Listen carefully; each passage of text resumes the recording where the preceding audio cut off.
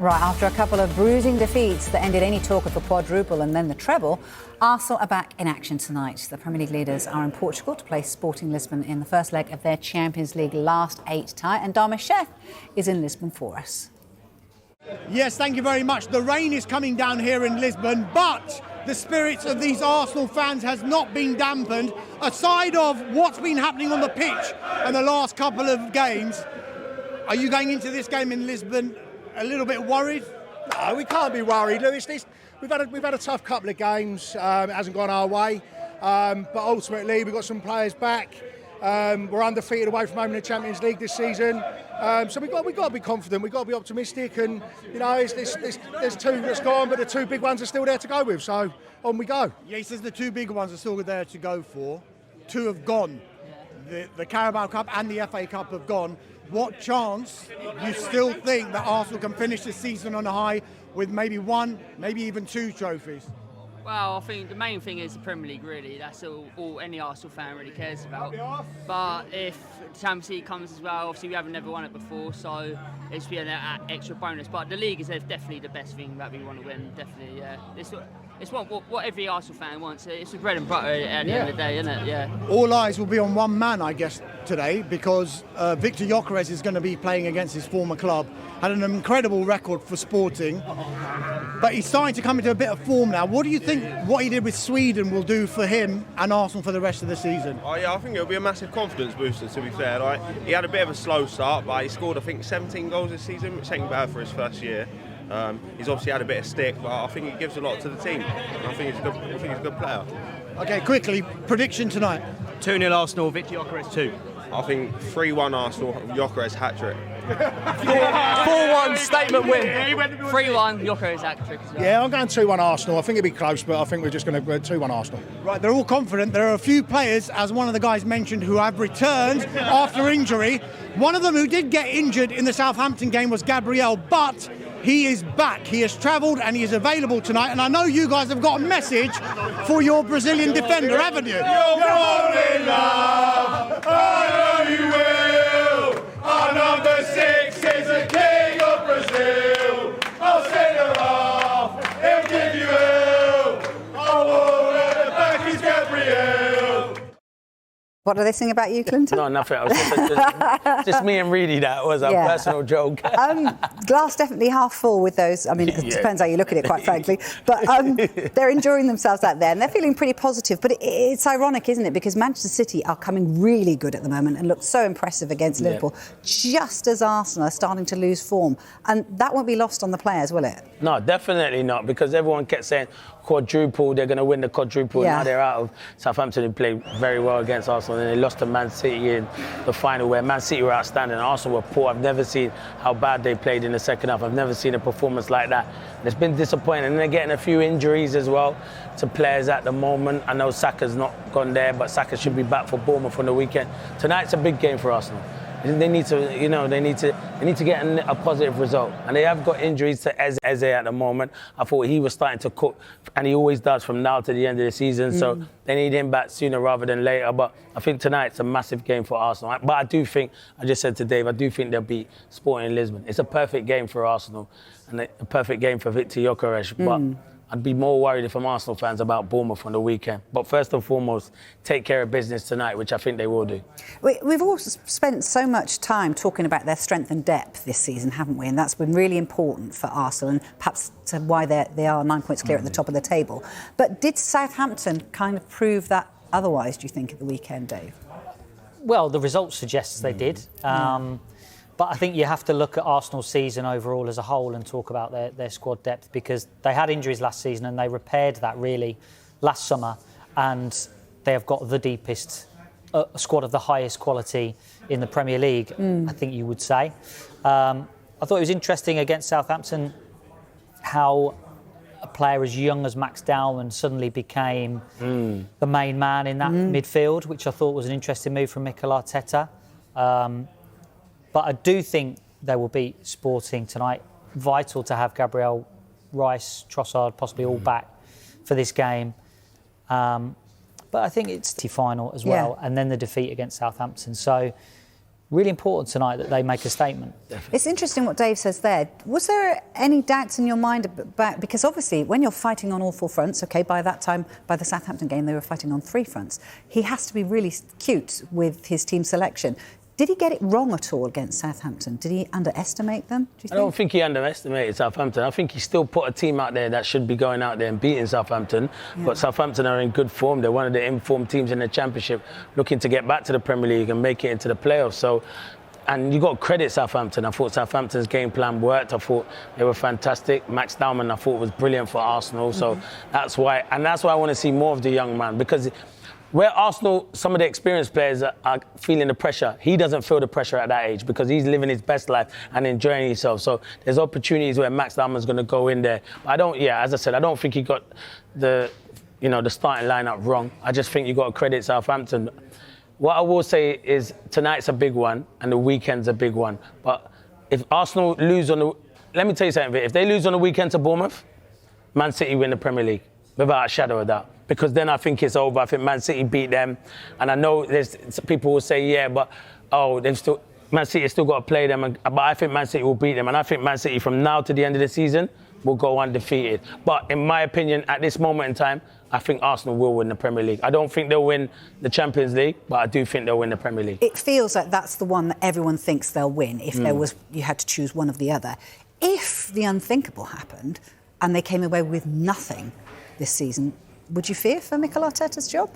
Oh, he'd be under huge pressure from where they were. Everyone's talking about the quadruple literally 2-3 weeks ago. Come the end of the season, if you don't have nothing, no trophy, and you spend all of that money, he will come under pressure. I don't know if he'll lose his job because the hierarchy, they backed him for many seasons, but they've spent a lot of money this season, to give them that edge over the line, over Man City to kind of get that Premier League trophy. So I think he would come under huge pressure if he didn't win any trophies. There'll be big conversations at that football club. And I think a lot of Arsenal fans, if he didn't win, would probably want him to move on, because no way can you spend that much money and be so close again and then lose it. But I think Arsenal, I look at the run of games they got, and I'm not saying there's no easy games in the Premier League, but the run of games they got are good games for Arsenal. And I expect them to go and deal with it and win the Premier League, because it's theirs to lose at the moment. Pep's laughing. He's watching now and thinking, my team are playing well, but at the moment, it's just yours to lose. Everyone's talking about Arsenal going to win the Premier League, and they're just going under the radar on Man City. So, yeah, big game tonight and a massive game for them on Saturday as well. OK, so I'm going to put you under pressure then. So if they do come away with nothing, could A, anyone else have done any better, and B, would you sack him if you were in that position? Oh, of course someone could do better, because there's managers that would have been in that situation. Pep Guardiola would have been in that situation with that big a lead and gone, my team's winning this. So for sure. And he can talk to me and say he's got injuries, but that is why they backed him in the summer and signed that much players to account for the injuries and stuff, and players not being informed. So you can't talk about the injury list, because every club in the Premier League can talk about that. But yeah, if come the end of the season he probably doesn't do it, then yeah, he does lose his job. I have to say it, because we were talking about you winning the quadruple, and now you're not winning a single trophy for these Arsenal fans, who have been very noisy, by the way, Vicky. And they're entitled to be very noisy, because it's been a long time. And if they do win the Premier League, which I think they do, fair play to them and huge credit to them. But yeah, if he doesn't, and you would probably look to make a change. Well sure. Done. Well done for not sitting on the fence. No, I don't sit on the fence. I'm not. I don't get paid. I do it for free. But at the end of the day, I'm here to give my opinions, and I will give it. Thank you. Have some perspective how difficult it is what we've done up to now, and then feel that pain, feel that emotion, and use it to be better and to improve.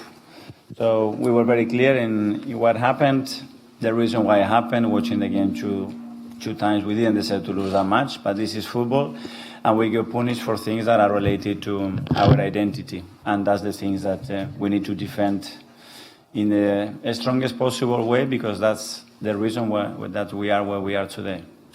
Because of those last two results, does it bring an extra importance to this game? It was a big game anyway, but does it add anything else? I think that doesn't change it. I mean, regardless, we would have won the game. This is the quarter-finals of the Champions League. It doesn't get much better than that, and we worked so hard throughout the season to be in this position in the competition.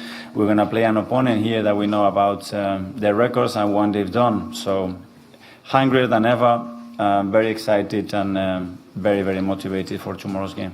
And can I just check in about a couple of players, please? Gabriel, is he fit and available? Yes. Declan Rice, Yes. Leandro Trossard, and then Bukayo Saka and Jurriën Timber. I don't think they trained today. So They're having trouble. They're not ready yet. Let's see. Hopefully they're going to be ready for the weekend if everything goes well. And that's a massive boost because in recent days we lost so many important players, and that's something that we need to change immediately. Thanks. We go to John Cost from the Mirror. Hi. It's a hell of a week coming up, isn't it? And you talked about the players being hungrier than ever. How does that manifest itself? Do you see the determination in this group? What makes the qualities and spirit within this group so special? A lot of things, the way they communicate, the way they express their feelings, the conversation that obviously we had after that match, and because I know what it means to them, and I know how much they want it, and it's now the moment to show it, and we have to do it on that green tomorrow at the highest level. When you see the mentality and spirit being questioned a little bit, more mentality than spirit, but does that fire up the players, do you think? Do you always see a response? You certainly have, early in the season. That's in football, the first game of the season. That's going to be questioned. Is okay, what about Arsenal this season? And it's been like this for the last 9 months, and that's going to continue. That's never going to change when you play at this level for this club. There's always going to be a question mark, and that's it. You have to live the present. You have to deliver it every day. You cannot pick the games. You cannot pick the moments or the actions. It's every action, every game, every moment, and that's the standards that we set, and that's part of identity, and it's part of this football club. Dharmesh from Sky. Hi there, Mikel. Hi. Hi. Victor obviously is coming back to his former club. He could get an interesting reception from the home fans. How is he? Does he seem phased, and is he embracing what could be a testing atmosphere? I think he's very excited. Obviously, he's full of gratitude for his time here. The way he talks about the club, the players, the staff, everybody around the club, the experience that he had, how important that part of his journey sporting has been. And and now he's Arsenal. He's the quarterfinals of the Champions League. He's never played at this level in the competition. And obviously, you can imagine what it means to him. After what he did with Sweden in the international break, he obviously came back, he scored at the weekend as well. Have you noticed a different Victor Gyökeres, maybe a more confident Victor Gyökeres? I mean, those are experiences that you put in your veins, I would say. And it doesn't get much better than putting your country into a World Cup with a goal that you scored. So that's still there, and that's going to be there for the rest of his career, like all the moments that he's here, the moments that he's creating for us. And that's the story that he's creating, and hopefully tomorrow he's going to show another very good side of him. Just final one from me. Last season you played Sporting here, beat them 5-1. Since then, what have you made of how they've developed, particularly in this season's Champions League at this stadium? And before we played them as well. I mean, when you look at what they've done, especially at home, the way they have behaved in this Champions League, the opponents that they have beaten, we know the difficulty of the match. That's why we want it even more. After a difficult few weeks, Arsenal are in Lisbon looking to keep their hopes of a double alive. The Premier League leaders face Sporting in the first leg of their Champions League quarter-final. Let's head there now. Dharmesh is there. Lovely location for you. Huge night for Arsenal, and a bit of history up for grabs too. Yeah, Rob, lovely location. The weather is not playing ball, though. I'm in the Praça do Comércio here in Lisbon, and it's a rather wet afternoon here in Lisbon. But you mentioned that history, and that history is there for both clubs to grab, actually, because Sporting have only made one quarter-final in this competition previously. That was way back in 1983, 43 long years ago, and they've never made it to a semi-final. But if Arsenal were to get through this tie, they would make their own history because they've never made back-to-back semi-finals in the Champions League. Arsenal, no doubt about it, they are the favourites to go through in this tie. However, the pressure might just have been ramped up in recent weeks. You mentioned it there, the heartbreak, the gut-wrenching afternoon at Wembley Stadium last month when they lost the Carabao Cup final to Manchester City. And then after the international break, that shocking upset at St Mary's when they exited the FA Cup at the quarter-final stage to Southampton. It's a disappointing moment, obviously losing against Southampton in the quarterfinals of the FA Cup. But now that is gone. We just have to use that fuel, that pain that we had after the game, just to pick it up for the rest of the season, and it starts tomorrow, and that's the most important thing. It starts tomorrow. That's the most important game, and that's it basically. And the role is just you have to be together, enjoy being out there together, and that's the most important thing. I think that doesn't change it. I mean, regardless, we would have won the game. This is the quarters. Finals of the Champions League. It doesn't get much better than that, and we worked so hard throughout the season to be in this position in the competition. We're going to play an opponent here that we know about their records and what they've done. So hungrier than ever, very excited and very, very motivated for tomorrow's game. Yeah, those are thoughts of David Raya and the Arsenal manager Mikel Arteta. And this, Rob, really feels like a season-defining, pivotal 13 days, because they've got 4 massive games of Arsenal, 2 legs against Sporting in the Champions League. Sandwich in between that is a small matter of a home game against Bournemouth in the Premier League. And then on Sunday week, the small matter of Manchester City at the Etihad. 2 competitions may have gone by the wayside at the moment, but Mikel Arteta has urged everyone just to have a bit of perspective, and the messaging from the Arsenal manager is very, very clear. Stay calm. I think what you have to be is clear. Instead of panic, understand if that happens, why it happened, and bring clarity. And when you analyze that and you accept that, be better. That's it, and that's the thing that we have to do. First of all, analyzing what I've done, the decisions that I made, the reason why we lost that, what would I have done different if I had to play that game again or make that selection again or send them certain messages. That's the first thing. And then understand what the players need in this moment and what kind of manager, what kind of message is the best one to perform and to be better the next day. And that's my only focus. About me, no, it's about them and try to help. That's my job, and I'm focused on that. Rob, in last season's Champions League, Arsenal came to Sporting and thrashed Sporting by 5-1. But this is a very different Sporting that Arsenal will encounter tonight, because in this season's Champions League, they have played 5 home games in the competition and they have won all of them. They've included victory against the holders, the champions, Paris Saint-Germain, and who can forget that memorable night in the round of 16 second leg when they beat Bodo Glimt by 5-0, having lost the first leg by 3-0. Team news looks positive for Arsenal. Declan Rice, Gabriel and Leandro Trossard all trained yesterday, all travelled to Lisbon, and they will be in the squad. Bukayo Saka and Jurrien Timber didn't make the trip, but Mikel Arteta is hopeful that they will be available for that game against Bournemouth on Saturday. But for now, the focus is on Sporting. Kick-off tonight is at 8. It's a big one. Thank you very much. Someone who knows a thing or two about decorated Arsenal careers, Alan Smith, joins us as he does on a Tuesday. Good afternoon. Let's start then with Aaron Ramsey and the legacy of what he achieved during his time at Arsenal. Yeah, some of those clips, Rob, brings back memories. He was a scorer of important goals and spectacular goals quite often. Yeah, what a career. Really good. I mean, you can't have any regrets. I mean, well, you do have regrets, but to go on as long as he did and to play for the different teams, what an honour to play for Juventus out in Italy. What an experience that would have been. I envy him a little bit to have experienced another culture and style of football. But he was an excellent player. And part of a golden era for Welsh football as well, a team very much spearheaded by himself and Gareth Bale. Yeah, that's right. Led from the front, didn't they, those two? They would have inspired those around. And, you know, the tournaments that he played in never looked out of place.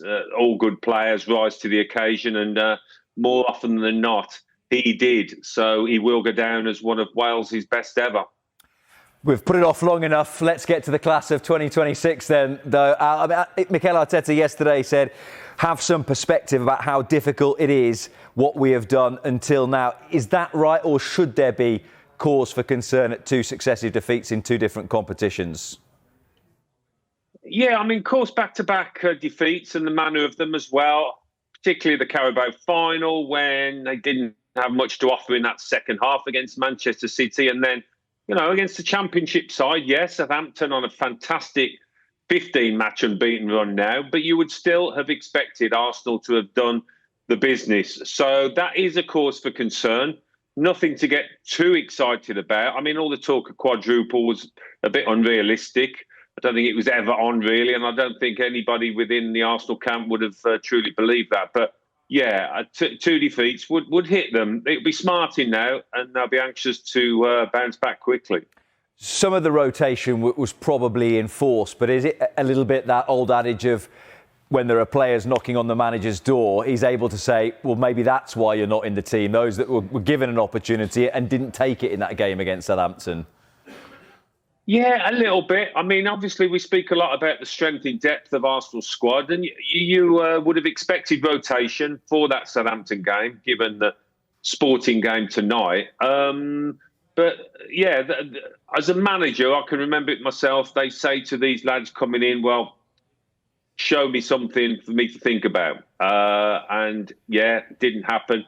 People like Miles Lewis-Skelly, it's been hard for him. And you would imagine he might leave at the end of the season. He's got a couple of players in his place ahead of him. But yeah, I mean, the team as a whole really didn't perform. Mascara at central defence looked a little jittery. So that just cements, really, I think, Arteta's feeling about what his strongest team is. And it's difficult to know what game they might have handpicked to play next after a couple of results like that. But back into the Champions League, the one thing they probably would have handpicked, if you'd have said, these are the 8 quarter-finalists, you'd have wanted Sporting ahead of anyone else, wouldn't you? Yeah, I think on paper, football's not played on paper, but you'd have probably settled for that. They're banging in the goals at the moment, just looking at their last few games, Sporting. Very strong at home, haven't lost for a long while. So it's a test. It's a test, no doubt. But I always look at these periods when you have been struggling. You want the big games where the adrenaline's really pumping. And to go out there in front of, a fervent crowd, as I say, the big players respond. And I would expect the Arsenal lads to do that. I do think it's a good game for them tonight. It's interesting that you talk there about the adrenaline, and you'd have played in run-ins in this stage of the season where the pressure is on massively. There is one school of thought that will throw Max Dowman into it because he's young and he's fearless, but that is a lot on a 16-year-old kid to say, we're in the tiniest of slumps, it's up to you to get us out of it. Well, I mean, if you put him in, you're not telling him to get you out of it. But I don't think he'd have any fears about it, Rob, because there's nothing that seems to faze the lad. I mean, what a moment that was against Everton. I don't think he needed a boost in confidence, but, his belief would have maybe doubled after that. Look, Bukayo Saka's not going to be fit, is he? So perhaps that position on the right-hand side is up for grabs, and Dowman is well in the frame. So I wouldn't be at all surprised, Rob, if he did make the starting 11.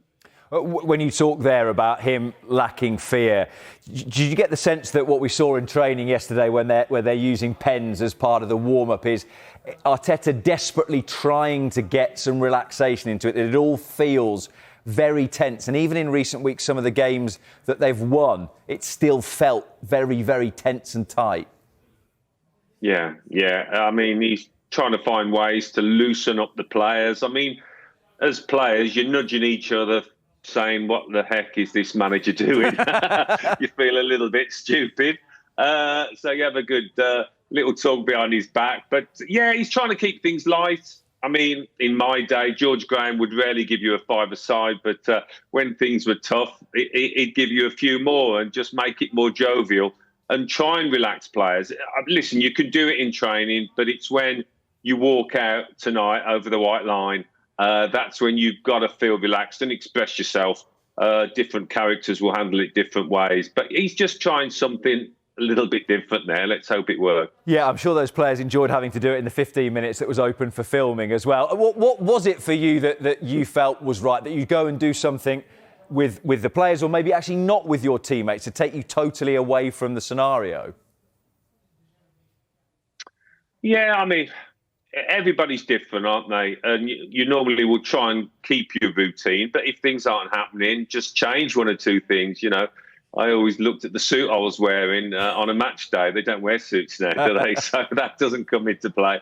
But little superstitions might change, just something to try and get you going. But it's more of a team thing, Rob, the way that they're playing. And they looked a bit vulnerable defensively at Southampton. And, sometimes they've lacked in creativity going forward, a bit blunt in the attacking phase. They've rarely looked porous defensively, and they did at Southampton. So that's something they've got to quickly put right. And joining us now, Arsenal fan Christian Ty. Christian, good morning to you. If you lose again tonight, how worried are you that you're going to end the season without a trophy at all? That was a loaded question to start off. Yeah, look, we're still in a good place in the Premier League, still 9 points clear. That's the one I think a lot of Arsenal fans want. It's been 22 years. If you said to me at the start of the season, you're going to end the season with only the Premier League, which is weirdly being phrased as now, I don't think any Arsenal fan would have a problem. So the standards we set, people were talking about quadruple. Look, no Arsenal fan I know, sensible Arsenal fan, was saying we're actually going to do the quadruple, even the treble, which is, still an amazing feat. If it was to be, and again, only in quotation marks, the Premier League, I'd still be more than happy. But yeah, look, we need to bounce back tonight. Big game in the Champions League after two very disappointing results and performances. So yeah, hopefully we see more tonight. Yeah, Christian, that's what I was going to say. I know you said about the results, but it's more the performances of the last two. Yeah, the cup final against City and to win that first trophy would have been lovely, but I think the way you went about it was disappointing. And then the expectation to go to St Mary's to a strong Southampton side, but have got their own championship race going themselves. Everybody expected Arsenal to go there and win, but again, the performance of the half of the second team or whatever you want to put about it didn't perform and didn't hit the height. So they need to get back to winning ways quickly, because don't really want this to be a knock-on effect from now till the end of the season. No, I completely agree. I think the cup final performance worries me a bit more. Southampton, they're in good form. Look, we still put out a strong enough team to go and beat them, but we changed 10 players. It was a poor performance. We had a couple of chances. Odegaard probably should have scored, but they had chances there at the bar. That's two poor performances, though, bud, on the bounce of an Arsenal squad. But what I'm saying, Charlie, it's a different team. In the cup final, it's pretty much our strongest 11, apart from Kepa for Raya, whereas Southampton is 10 changes. We're going to see our strongest team, or somewhat towards our strongest team again tonight. If there's another poor performance, then it is going to be worrying. It can happen in a cup final. It was terrible. Pep set up, very well to play against us with that kind of line of three, so we couldn't play out, and they dominated us in the second half, which was obviously poor from our front. But yeah, look, Champions League, where we've been good this season in terms of, I think we've won every game in the group stages. We drew first leg against Leverkusen, and then turned it around in the second leg. Hopefully we do that in the first leg tonight, get a good result. Gyökeres up against his old team, and take it back to the Emirates and see what we can do. Because, Christian, these two games against Sporting, and obviously you play Sporting either side of the Bournemouth game before you then go to Manchester City on the 19th of April. This is where you can answer those critics and answer those questions about mentality, about bottling, about wobbling, isn't it? Yeah, I think the next two games are huge. I feel like I've been saying that all season. I remember doing a video on my own YouTube channel about 4 months ago saying these next three games are going to define Arsenal's season. It's always, the goalposts are always moving, but it is a long season. But now is the business end, Now the next 6 games in the Premier League are going to decide it all. The next, 5-6 games in the Champions League are going to decide it all. So, yeah, look, we've had the end of the Carabao Cup, which didn't go to plan. FA Cup didn't go to plan.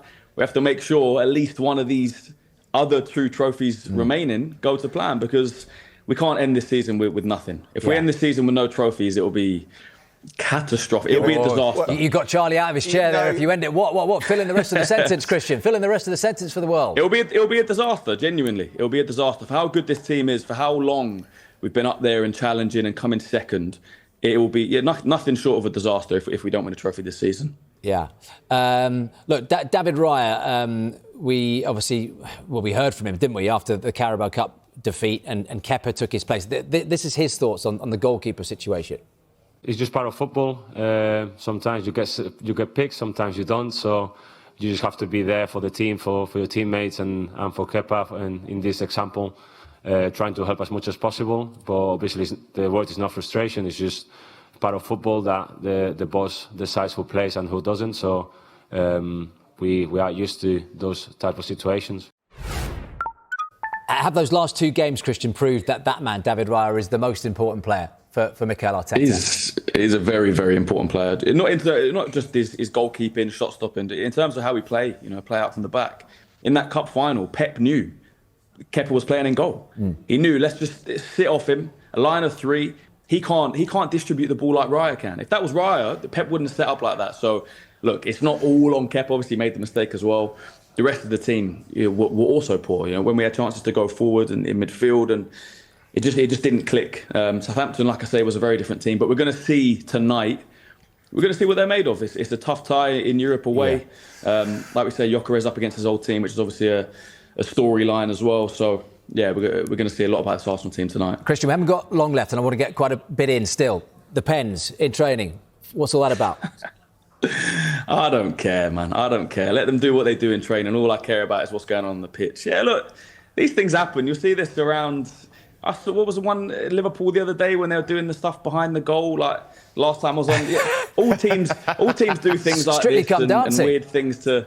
No, look, it's team chemistry sometimes, right? Like I don't know. I don't care. I genuinely don't care. Like these things shouldn't even be out there. I don't know why there's cameras allowed in the training ground. To be honest, all I care about is on the pitch. If they're getting results on the pitch.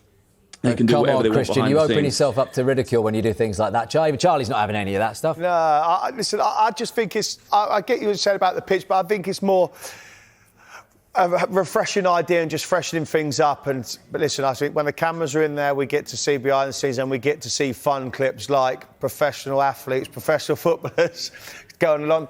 Christian, one thing from me, Premier League or the Champions League. If you don't win the Premier League but win the Champions League, disappointed? I don't think I could ever be disappointed in winning the Champions League. But from the position we're in, we can't not win the Premier League, mate. It wouldn't really make sense. But look, give me one of the two and I think... No, but if you could choose one, what would it be, Christian? Because you've never won the Champions League. But you've never won the Champions League. I know, but Premier League is the one I wanted at the start of the season. It hasn't had, we haven't won it in 22 years. To be the best team in the country on this soil, that is what I want. And look, like I say, though, if the Premier League comes... I'm not going to be disappointed. And in one word... Sorry, the Champions League, in one word, how would you feel? 0 points, 0 out of 4. Devastated. It won't happen, though. This Arsenal team's winning the Premier League, trust me. I gave him one word, but you gave me a caveat. It won't happen. Christian, good call. Thank you very much, mate. Right, stay with us here.